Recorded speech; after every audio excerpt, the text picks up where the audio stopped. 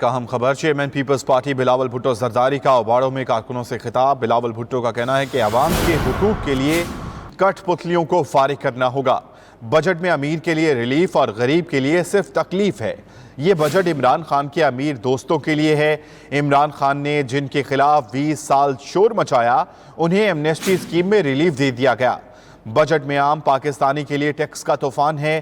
عمران خان کا وعدہ جھوٹا نکلا، ایک بھی نوکری یا گھر نہیں دیا گیا۔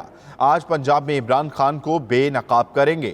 انہوں نے کیا کہا دیکھتے ہیں۔ ارب پتی سٹاک بروکرز کے لیے اربوں روپے کا بیل آؤٹ ہے، مگر غریب کسان کا سبسڈی چھین لیا گیا۔